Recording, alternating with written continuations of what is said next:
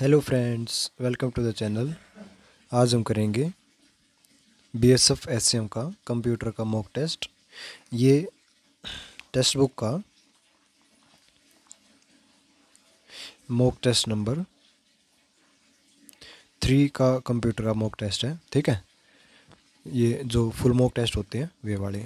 Okay, तो चलिए start करते हैं। फर्स्ट क्वेश्चन हमारा इसमें दे रखा है, निम्नलिखित में से कौन सा विकल्प दिए गए कथनों की सटीकता का अच्छे से वर्णन करता है। मतलब कौन सा इसमें कथन ठीक दे रखा है। ठीक है, मतलब इसमें दे रखे 3 क्वेश्चन, 1, 2 और 3 क्वेश्चन दे रखे हैं।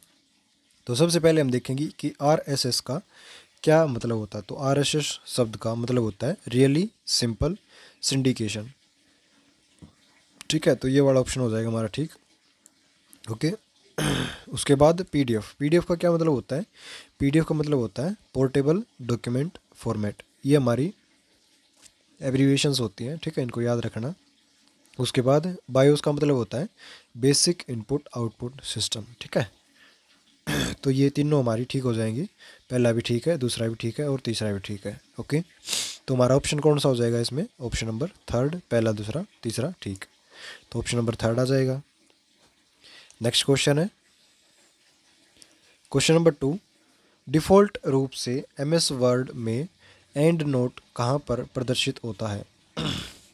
तो अगर हम देखें इसमें MS वर्ड के अंदर 2 चीज़ें आती है। कौन कौन सी? एक तो आती है फुट नोट, ठीक है, और एक आती है एंड नोट। ओके, अगर हम देखते हैं फुट नोट कहाँ पे आएगा। फुट नोट आएगा जैसे कि ये हमारा पेज है। ठीक है, ये हमारा पेज हो गया। अगर हम यहाँ पर कोई भी फुट नोट लगाते हैं, जैसे कि हमने इस वर्ड, ये हमने वर्ड लिख रखा है यहाँ पे, इस पे हमने लगा दिया फुट नोट। ठीक है, तो वो कहाँ पे आएगा? वो आएगा इस पेज के बिल्कुल इस डाउन साइड में, यहाँ पे लिखा हुआ आएगा। ठीक है, जैसे कि एब्रीविएशन होती है, एब्रीविएशन को हम डिटेल्स में लिख देते हैं, तो वो कहाँ पे आएगा? इस यहाँ पे डॉक्यूमेंट के बिल्कुल नीचे आएगा। ठीक है, मतलब पेज के नीचे आएगा। और एंड नोट क्या होता है? एंड नोट भी सेम टू सेम इसी तरह से होता है, लेकिन वो डॉक्यूमेंट के लास्ट में आएगा। फुट नोट कहाँ पे आता है? पेज के लास्ट में। ठीक है, और एंड नोट कहाँ पे आता है? डॉक्यूमेंट के लास्ट में। ठीक है, तो इसमें बता रखा है डिफ़ॉल्ट रूप से MS वर्ड एंड नोट कहाँ प्रदर्शित होता है, तो ये आएगा डॉक्यूमेंट के अंत में। तो इसका ऑप्शन नंबर आ जाएगा 4th। ठीक है, डॉक्यूमेंट के अंत में। ओके, क्वेश्चन नंबर 3 इसमें दे रखा है, विंडोज़ ऑपरेटिंग सिस्टम के बारे में निम्नलिखित में से कौन सा कथन गलत है? ठीक है, तो हमें बताना है कि इसमें से कौन सा कथन गलत दे रखा है। तो सबसे पहला अगर ऑप्शन हम देखते हैं तो इसमें दे रखा है विंडोज़ का पहला वर्जन 1985 में जारी किया गया था। तो ये वाला ऑप्शन हमारा ठीक है, क्योंकि विंडोज़ का जो पहला वर्जन था विंडोज़ 1.0 वो 1985 जून में जारी किया गया था। ठीक है, उसके बाद सेकेंड ऑप्शन देखते हैं, विंडोज़ 11 2022 तक विंडोज़ ऑपरेटिंग सिस्टम का नवीनतम वर्जन है। तो ये वाला ऑप्शन भी हमारा ठीक हो जाएगा। ठीक है, क्योंकि विंडोज़ 11 हमारा सबसे नवीनतम वर्जन हो जाएगा। विंडोज़ 12 अभी तक आया नहीं है। ठीक है, अगर हम विंडोज़ 10 के बारे में देखते हैं तो विंडोज़ 10 कब आया था? विंडोज़ 10 आया था 2015 में। ठीक है, तो ये इसको अभी 10 साल हो चुके हैं पूरे। ओके, अगर हम ऑप्शन नंबर 3 देखते हैं तो ऑप्शन नंबर 3 में क्या है? Windows 9 Windows operating system series के कम से कम लोकप्रिय वर्जन में से एक है। तो ये वाला ऑप्शन हो जाएगा हमारा गलत, क्योंकि विंडोज़ 9 तो बना ही नहीं था। ठीक है, तो ये वाला ऑप्शन गलत हो जाएगा। Okay, Windows operating system graphical user interface पर कार्य करता है, तो ये GUI पर कार्य करता है। ये वाला ऑप्शन हो जाएगा हमारा ठीक। ठीक है, तो ऑप्शन नंबर आ जाएगा 3। ओके, नेक्स्ट क्वेश्चन है क्वेश्चन नंबर 4।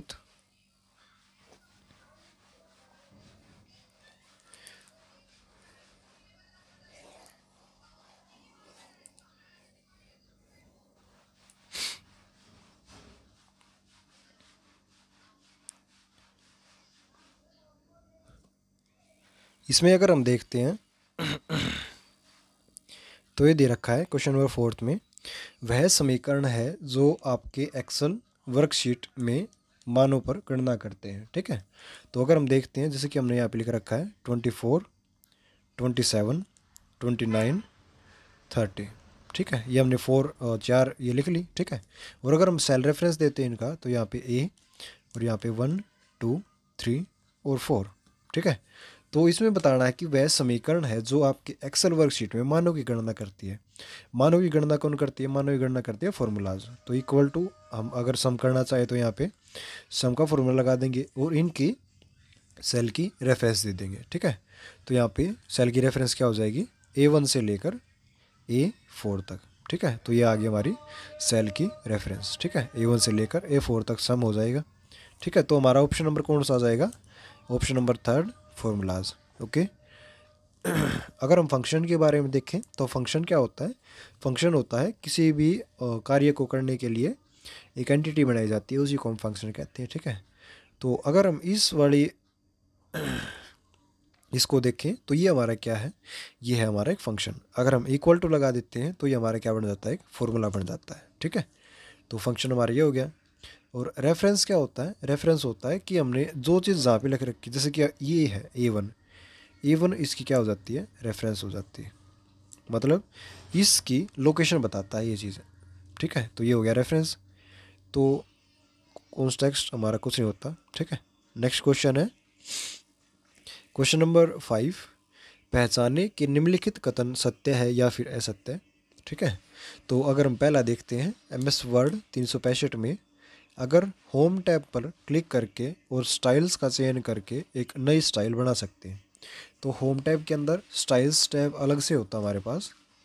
ठीक है, उसके अंदर जाके हम न्यू स्टाइल को सेलेक्ट कर सकते हैं और उसको बना सकते हैं। ठीक है, तो नया स्टाइल हम बना सकते हैं, तो ये वाला ऑप्शन हो जाएगा हमारा ठीक। ओके।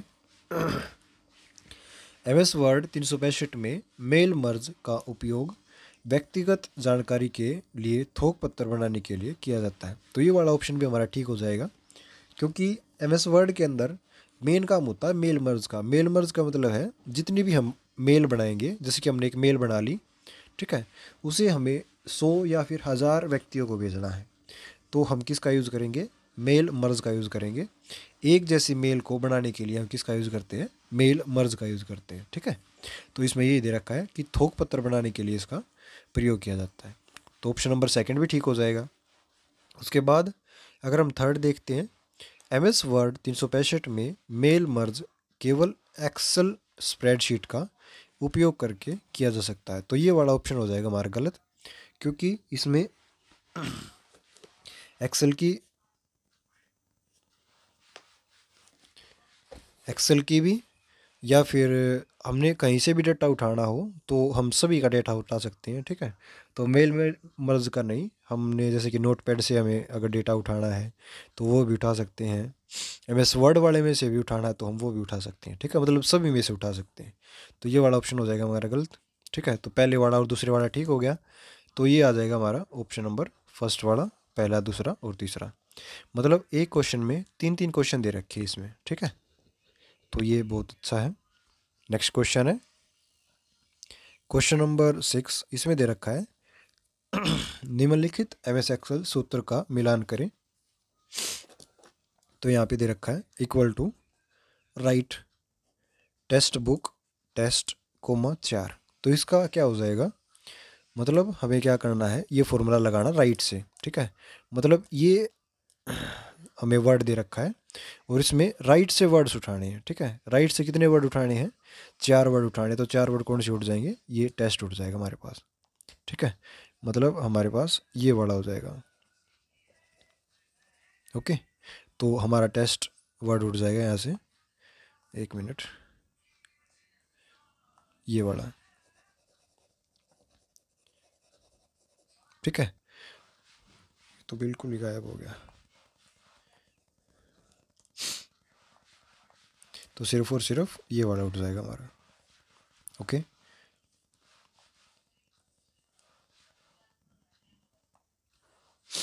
राइट से उठाना है।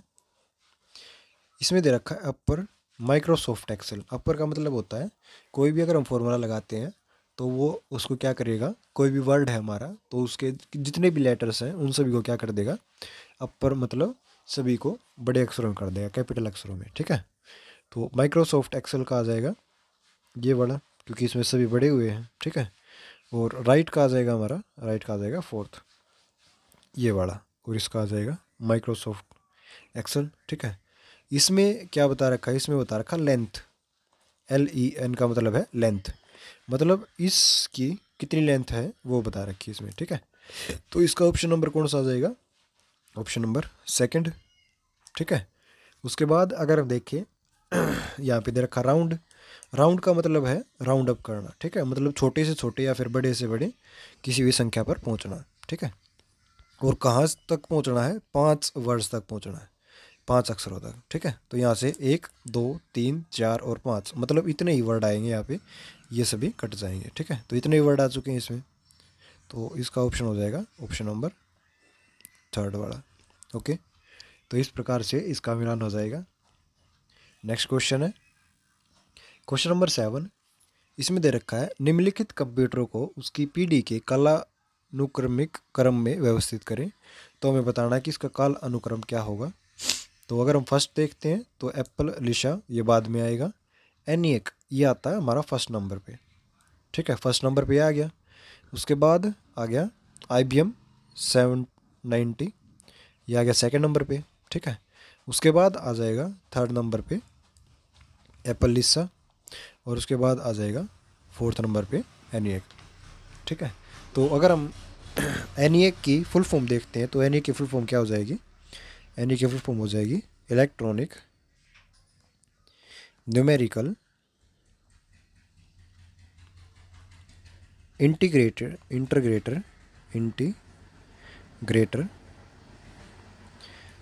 एंड कंप्यूटर, ठीक है। ये हो जाएगी इसकी ENIAC की फुल फॉर्म, ओके। तो अगर हम इसका सन देखते हैं कि इसको कब बनाया गया था, इसको बनाया गया था 1945 में, ठीक है, ये उस टाइम पे बनाया गया था। अगर हम IBM के बारे में देखें तो IBM कब बनाया गया था, ये बनाया गया था 1959 और 1960, ठीक है। इसमें किस चीज़ का यूज़ हुआ था, इसमें यूज़ हुआ था ट्रांजिस्टर का। और इसमें किस चीज़ का यूज़ हुआ था, इसमें यूज़ हुआ था वैक्यूम ट्यूब्स का, ठीक है। उसके बाद थर्ड अगर हम देखते हैं एप्पल लिसा, एप्पल लिसा कब यूज़ हुई थी, एप्पल लिसा 1983 में, ठीक है, ये इस टाइम पे बनाई गई थी। तो अगर हम इसमें देखें किस चीज़ का यूज़ हुआ था, इसमें यूज़ हुआ था माइक्रो प्रोसेसर, ठीक है, ये फोर्थ जनरेशन की है, ओके। अगर हम पेंटियम प्रो को देखें तो पेंटियम प्रो कब इसका बनाया गया था, ये बनाया गया था 1995 में, ठीक है। और ये 5 जैन की है। इसमें किस चीज़ का यूज़ हुआ था, AI का उस टाइम पे यूज़ हुआ था, या फिर हम बता सकते हैं नैनो माइक्रो प्रोसेसर, ठीक है, इस चीज़ का यूज़ हुआ था। तो पहला हमारा आ जाएगा ये, दूसरा ये, तीसरा ये और फोर्थ ये, ओके। नेक्स्ट क्वेश्चन है question number 8।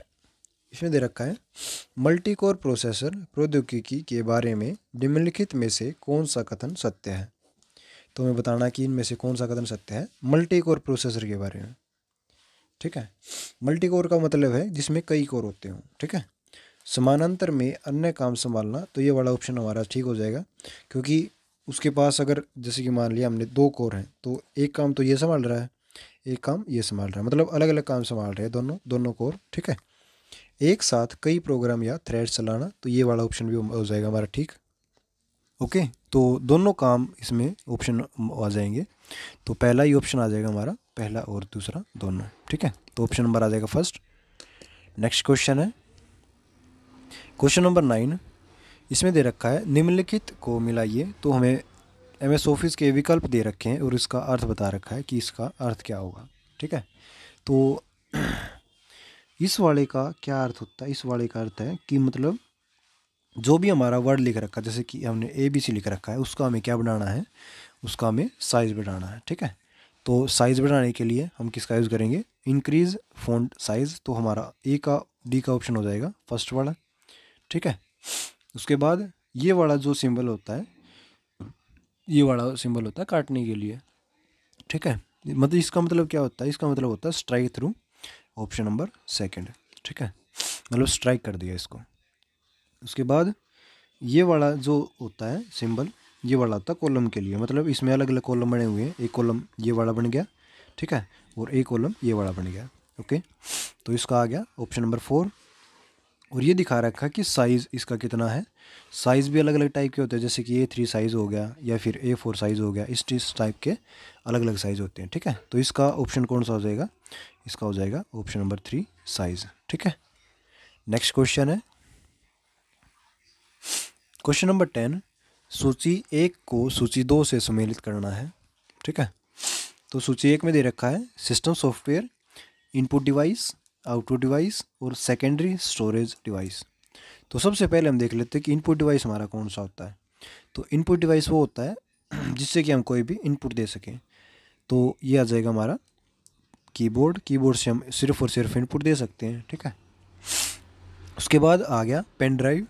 Output device, output device कौन सा होता है जिससे कि हम आउटपुट लेते हैं, तो वो हमारा कौन सा हो जाएगा, वो आ जाएगा हमारा फोर्थ प्रिंटर, ठीक है। सेकेंडरी स्टोरेज डिवाइस कौन सी होती है, सेकेंडरी स्टोरेज डिवाइस होती है पेरिफेरल डिवाइस, मतलब उसका हम बाहर भी यूज़ कर सकते हैं किसी अन्य डिवाइस में भी, ठीक है। तो यह आ जाएगा option number second pen drive. और अगर हम देखते हैं सिस्टम सॉफ्टवेयर लिनक्स, लिनक्स क्या होता है हमारा, एक सिस्टम सॉफ्टवेयर होता है, तो ये आ जाएगा ऑप्शन नंबर 3, ठीक है। तो इस प्रकार से हमारे ऑप्शन हो जाएंगे।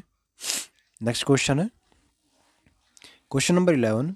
विंडोज़ 11 में पर्सनलाइजेशन सेटिंग के अंतर्गत निम्न में से कौन से विकल्प उपलब्ध हैं। तो बैकग्राउंड भी उपलब्ध होता है, थीम भी उपलब्ध होता है, स्टार्ट भी उपलब्ध होता है, और उसके बाद लॉक स्क्रीन भी उपलब्ध होते हैं, ठीक है। तो इसमें सभी के सभी इसमें उपलब्ध होते हैं, ठीक है। तो ऑल आ जाएगा इसमें। ओके, नेक्स्ट क्वेश्चन है क्वेश्चन नंबर 12। इसमें दे रखा है मशीन भाषा क्या है। हमें बताना है कि मशीन भाषा क्या है। मशीन भाषा वह भाषा है जिसमें सबसे पहले कार्यक्रम लिखे गए थे। तो मशीन भाषा वही है फर्स्ट जेन की लैंग्वेज, ठीक है। तो ये वाला ऑप्शन हो जाएगा हमारा ठीक। उसके बाद सेकंड देखते हैं, तो कंप्यूटर द्वारा समझी जाने वाली एकमात्र भाषा मशीनी भाषा जैसे कि मशीन लैंग्वेज होगी, तो ऑप्शन नंबर आ जाएगा सेकंड भी ठीक। एक प्रकार के कंप्यूटर से दूसरे प्रकार में भिन्न होती है, जैसे कि हमने ले लिया विंडोज़, ठीक है। विंडोज़ के अंदर कौन कौन सी भाषा है, सी है, C++ है, सी हैश है, ठीक है। मतलब इस प्रकार की भाषा दे रखी है। और अगर हम एप्पल के अंदर देखते हैं तो एप्पल के अंदर अलग टाइप की भाषा होंगी, ठीक है। तो इसमें अलग अलग भाषा हो सकती है, तो ऑप्शन नंबर 3 भी हमारा ठीक हो जाएगा। उपरोक्त सभी, ये वाला ऑप्शन आ जाएगा हमारा ठीक, ठीक है। नेक्स्ट क्वेश्चन है क्वेश्चन नंबर 13। आउटलुक 2016 में ईमेल में स्माइली इमोजी भेजने के लिए हम निम्नलिखित में से किस प्रकार का प्रतीक का उपयोग किया जाता है। तो इसमें उपयोग किया जाता है इस वाले सिंबल का, ठीक है, ऑप्शन नंबर 3 वाला। ओके, नेक्स्ट क्वेश्चन है क्वेश्चन नंबर 14। इसमें फिर से मिलान वाले आगे, ठीक है। तो स्तंभ 1 और स्तंभ 2 का मिलान करना है। तो इसमें दे रखा बार कोड। बार कोड होता है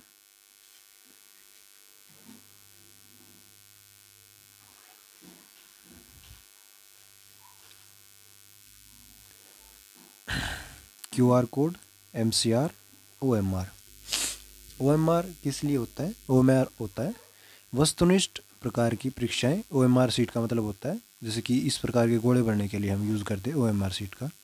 तो पहले का आ जाएगा हमारा ये, ठीक है। थर्ड का आ जाएगा फर्स्ट, ओके। MICR नहीं OMR, ये इसका आएगा सेकंड का फर्स्ट, ठीक है। तो ये हो जाएगा। उसके बाद MICR और QR कोड किसके लिए होता है, QR कोड होता है ऑनलाइन पेमेंट के लिए, ठीक है।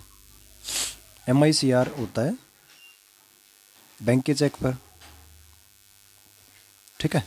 उसके बाद अगर बार कोड देखते हैं तो बार कोड होता है डिपार्टमेंटल स्टोर। और उसके बाद OCR देखते हैं तो यहाँ पे आ जाएगा छपे हुए पेज का एडिटेबल टेक्स्ट में रूपांतरण, ठीक है। तो ये हो जाएगा हमारा। नेक्स्ट क्वेश्चन है क्वेश्चन नंबर 15। निम्नलिखित में से किसकी स्टोरेज डिवाइस सबसे कम होती है? तो इसमें हमें बताना कि निम्न में से सबसे कम स्टोरेज डिवाइस किसकी होती है। तो इसका आ जाएगा फ्लॉपी डिस्क। मतलब ये कुछ फ्लॉपी डिस्क कुछ एमबीज की होती है, ठीक है। हार्ड डिस्क बहुत ज़्यादा हो सकती है, चिप डिस्क भी बहुत ज़्यादा मतलब जीबीज में हो सकती है, हार्ड डिस्क भी, और डेटा कॉन्ट्रीज तो कुछ होता ही नहीं है। तो फ्लॉपी डिस्क हमारी कुछ एमबीज की होती है, ठीक है। नेक्स्ट क्वेश्चन है, सीडी से छोटी होती है। क्वेश्चन नंबर 16, कंप्यूटर से किसी फाइल या फोल्डर को स्थायी रूप से हटाने के लिए हम किसका यूज़ करते हैं? तो स्थायी रूप से मतलब परमानेंटली हमें डिलीट करना है उसे, तो वो बिन की बजाय वो सीधी परमानेंटली डिलीट हो जाए, तो हम क्या करते हैं, हम दबाते हैं शिफ्ट प्लस डिलीट। जैसे कि ये वाला फोल्डर हमारे पास या फिर कोई भी फाइल है, हम इस पर क्लिक करेंगे और उसके बाद शिफ्ट प्लस डिलीट बटन दबा देंगे, तो हमारा क्या होगा, वो फाइल बिना बिन के जाने के मतलब बिन में नहीं जाएगी, वो कहाँ पे चली जाएगी, डिलीट बटन के अंदर चली जाएगी, ठीक है। तो मतलब डिलीट हो जाएगी बिल्कुल कंप्लीटली डिलीट, वो बिन के अंदर नहीं जाएगी, ठीक है। तो इस प्रकार का काम होता है शिफ्ट प्लस डिलीट का। नेक्स्ट क्वेश्चन है क्वेश्चन नंबर 17, ये भी मल्टीपल चॉइस वाला आ गया। सूची 1 को सूची 2 से सुमेलित करें। तो सूची 1 और सूची 2 में अलग अलग दे रखे हैं, ठीक है। तो पहले में दे रखा है ब्राउज़र। ब्राउज़र कौन सा होता है? ब्राउज़र होता है गूगल क्रोम, ठीक है। गूगल क्रोम एक ब्राउज़र है। उसके बाद अगर हम देखें प्रोटोकॉल, या फिर हम देख लेते हैं बीसीसी। बीसीसी का मतलब है ब्लाइंड कार्बन कॉपी, तो ये आ जाएगा ऑप्शन नंबर 3, ठीक है। Multi port modem. Multi port modem का मतलब है मतलब बहुत सारे पोर्ट होने चाहिए। तो बहुत सारे पोर्ट किस में होते हैं? बहुत सारे पोर्ट होते हैं हब के अंदर, ठीक है। हब के अंदर इस टाइप के अलग अलग पोर्ट होते हैं, ठीक है, और वे सभी एक यूज से कनेक्ट होते हैं, ओके। प्रोटोकॉल होती है SMTP। SMTP का मतलब है सिंपल मेल ट्रांसफ़र प्रोटोकॉल, ठीक है। नेक्स्ट क्वेश्चन है क्वेश्चन नंबर 18, सूची 1 में कंपाइलर डिज़ाइन के चरणों का सूची 2 में विवरण से मिलान करें। सिंटैक्स निर्देशित अनुपात, मशीन कोड जनरेशन, तो ये आ जाएगा मशीन कोड जनरेशन, इसका आ जाएगा फर्स्ट। इस चरण में मध्यवर्ती कोड को मशीन कोड में परिवर्तित किया जाता है, जिसे कंप्यूटर द्वारा निष्पादित किया जा सकता है। तो सेकंड का आएगा फर्स्ट, ठीक है। मध्यवर्ती कोड अनुकूलन, तो इसमें आ जाएगा ऑप्शन नंबर 3 सेकंड वाला, ठीक है। सिमेंटिक विश्लेषण। सिमेंटिक विश्लेषण का मतलब है कि उसमें सिमेंटिक जांच करनी है, ठीक है। तो ये आ जाएगा ये वाला ऑप्शन नंबर 3, और यहाँ पे आ जाएगा सिंटैक्स निर्देशित अनुपात, तो ऑप्शन नंबर आ जाएगा 4, ओके। नेक्स्ट क्वेश्चन है क्वेश्चन नंबर 19, पहचाने कि निम्नलिखित में से कौन सा कथन सत्य या फिर असत्य है। तो इसमें बताना है कि हमें कौन सा कथन सत्य या फिर असत्य है। तो पहला अगर हम देखते हैं तो यहाँ पे C++ एक ऑब्जेक्ट ओरिएंटेड प्रोग्रामिंग लैंग्वेज है, तो ये वाला ऑप्शन हो जाएगा हमारा ठीक, क्योंकि ये एक ऑब्जेक्ट ओरिएंटेड प्रोग्रामिंग लैंग्वेज है C++। एक कंपाइलर निष्पादन से पहले उच्च स्तरीय कोड को एक बार में मशीन कोड में कन्वर्ट कर देता है, मतलब चेंज कर देता है, ठीक है। तो कंपाइलर का यही काम होता है कि जितना भी हमने कोड लिख रखा है उसको सबसे पहले मशीनी कोड में कन्वर्ट करता है, तो ये वाला ऑप्शन भी ठीक हो जाएगा। उसके बाद नेक्स्ट क्वेश्चन है, मशीन भाषा में CPU द्वारा सीधे निष्पादित बाइनरी कोड शामिल होते हैं।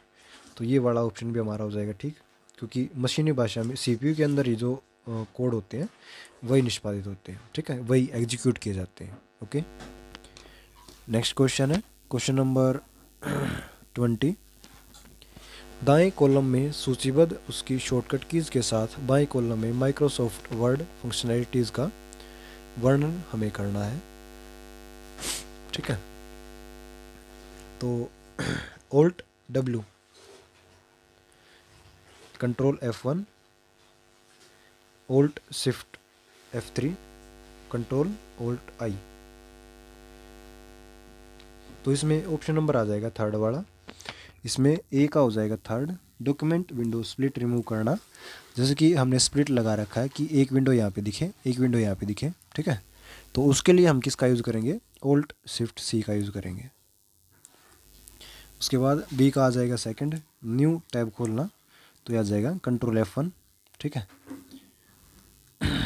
उसके बाद सी का आ जाएगा फर्स्ट, तो रिबन को विस्तृत या फिर संक्षिप्त करना, मतलब छोटा या बड़ा करना रिबन को, तो इसका आ जाएगा नहीं, ये गलत हो गया। Ctrl F1 का मतलब होता है Ctrl F1 का संक्षिप्त या फिर ये, ठीक है। Ctrl F1 से क्या होता है जो भी हमारा रिबन होता है उसको छोटा या बड़ा कर सकते हैं, ठीक है।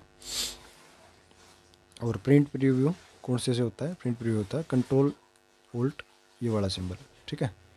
तो ऑप्शन नंबर आ जाएगा इसके अंदर सेकंड, ए का थर्ड ये वाला Alt Shift C, document window split करना, ठीक है। न्यू टैब खोलना, तो बी का आ जाएगा फर्स्ट, Alt W, ठीक है। तो ऑप्शन नंबर आ जाएगा हमारा सेकंड। ओके फ्रेंड्स, हमारे 20 क्वेश्चन कंप्लीट हुए। तो आप बता सकते हैं कि आपको कितने क्वेश्चन ठीक आए हैं। Okay, thank you.